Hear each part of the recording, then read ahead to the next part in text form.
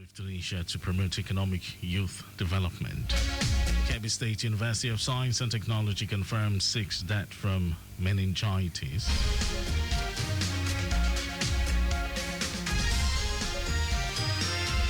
Unwarranted Russian drone kills family in Ukraine ahead of ceasefire talks.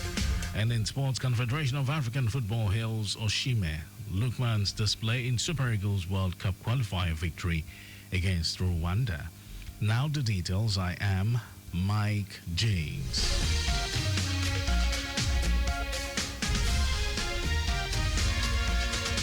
Lagos State Commissioner for Basic and Secondary Education, Jamiu Ali Balogun, has advocated a strong synergy that will ultimately enhance the quality of education across all schools in the state.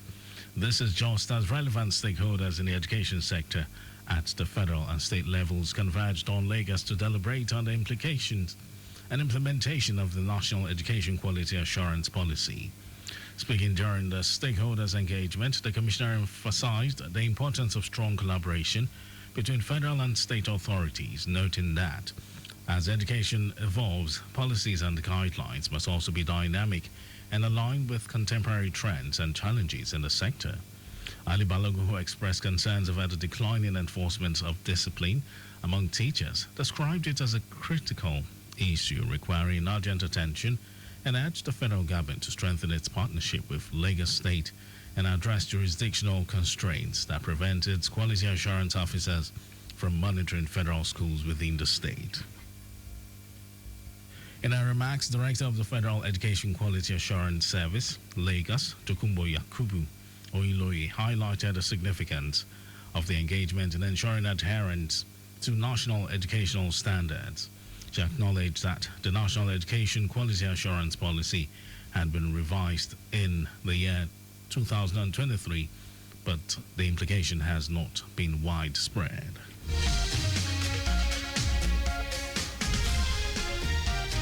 The Maternal and Reproductive Health Collective, the evaluation partner for the Lagos State Primary Healthcare Board digitization project, has successfully hosted a dissemination meeting to present the midline evaluation findings of the ongoing project.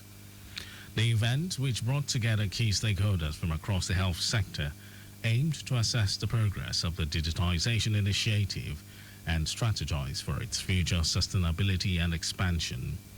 The meeting focused on 3 key areas, which are presenting key findings from the midline evaluation, including the project's impact, successes, and challenges, gathering stakeholder feedback to enhance the effectiveness of the digitization initiative, and exploring strategies for sustaining and scaling a digitally enabled PHC system in Lagos State.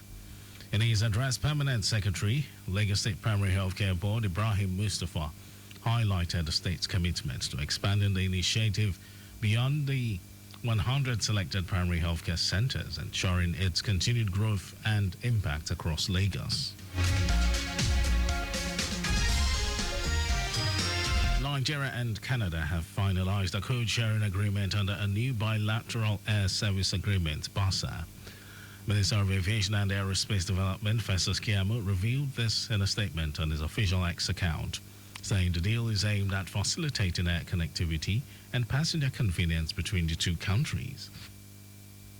The agreement will enable airlines from Nigeria and Canada to collaborate in flight routes, creating a more integrated travel network between the two countries.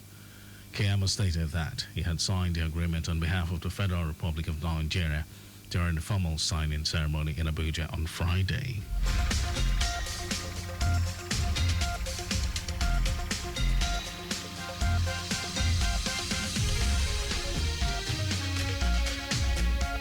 And now to the rest of the stories. The management of Kebbi State University of Science and Technology, Alero, has confirmed the death of 6 students due to an outbreak of cerebrospinal meningitis. In a statement, the university's public relations officer, Mustafa Ango, conveyed the institution's sorrow over the tragic loss.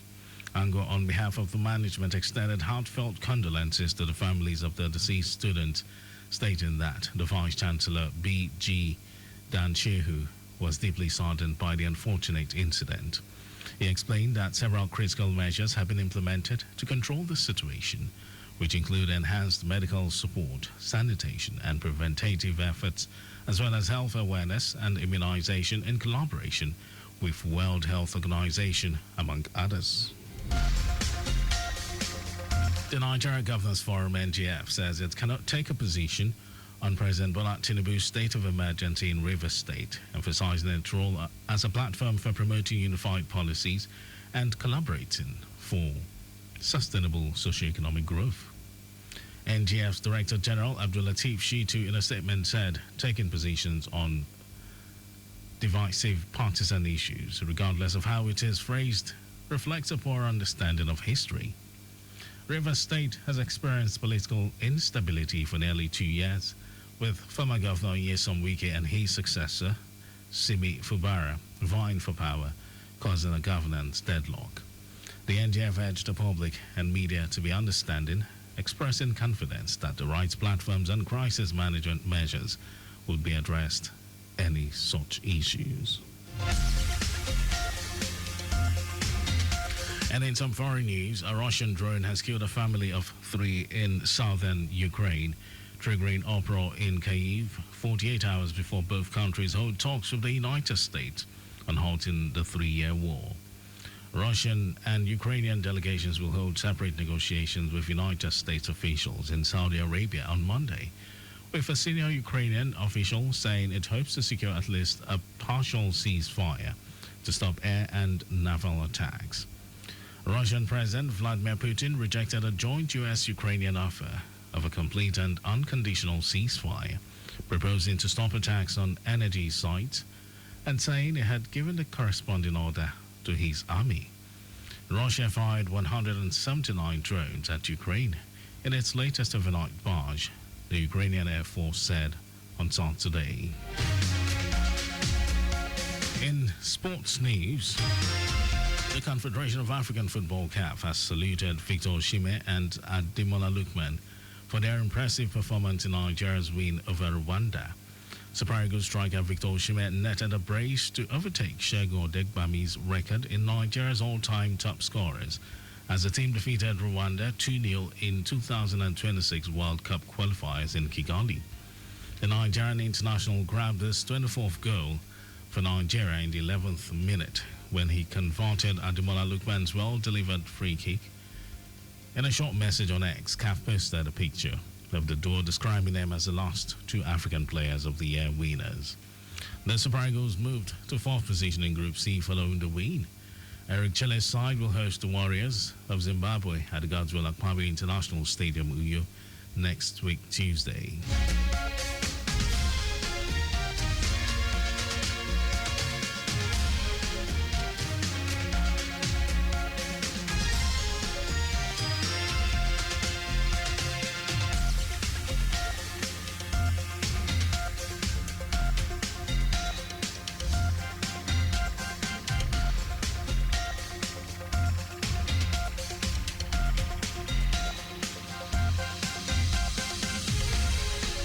Chairman of the Southwest Governors Forum and Legacy Governor Babajide Sanwo-Olu has expressed the state's readiness to host the maiden edition of the Southwest Games.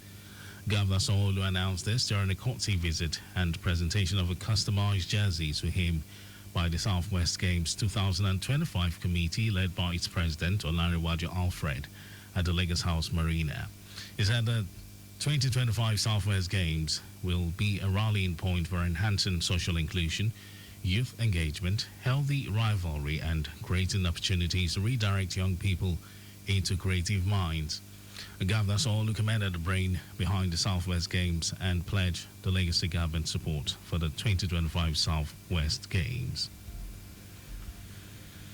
Speaking earlier, the president of the Southwest Games 2025 committee, Olanrewaju Alfred, who appreciated Governor Sanwo-Olu for his inspirational leadership, said the event, which is a maiden edition, will be a vehicle for youth empowerment and development. Also speaking, the Director General of Lagos State Sports Commission, Olanrewaju Alfred, who appreciated Governor Sanwo-Olu for his inspirational leadership, said the event, which is a maiden edition, will be a vehicle for youth empowerment and development. Director General of Lagos State Sports Commission, Lekon Fatodu, said the forthcoming Southwest Games will be used to unravel the talent in youth. The Southwest Games, scheduled for March 26 to 28, will provide an avenue for athletes from the 6 states in the region, which include Lagos, Ogun, Oyo, Osun, Ondo, and Ekiti State, to compete in different sport activities at the Teslim Balogun Stadium, Mobolaji Johnson Arena, Road Park, and Yaba College of Education. That was our news at 12. Just before we go, stay alive. Make use of pedestrian bridges where available.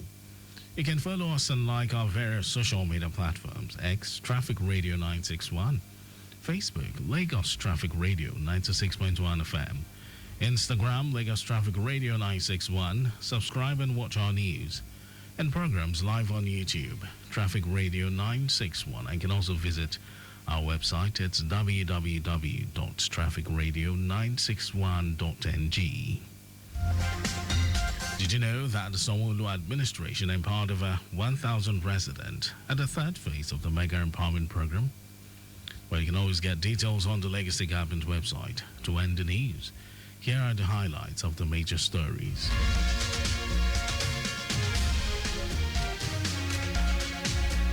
The Legacy Government is committed to strengthening bilateral relations with Tunisia to promote economic and youth development, socio-cultural ties, tourism, as well as political diplomacy, among other initiatives that will foster the growth of the state. The management of Kebbi State University of Science and Technology, ALERO, has confirmed the death of 6 students due to an outbreak of cerebrospinal meningitis. We also told you that a Russian drone has killed a family of 3 in southern Ukraine, triggering uproar in Kyiv 48 hours before both countries hold talks with the United States on halting the 3-year war. In sports, the Confederation of African Football (CAF) has saluted Victor Osimhen and Ademola Lookman for their impressive performance in Nigeria's win over Rwanda. And for contact with the newsroom, send a message to info@trafficradio961.ng. That ends the news broadcast compiled by Adirayo Idowu Olaya. Thank you for listening, Lagos. My name is Mike James. Good afternoon.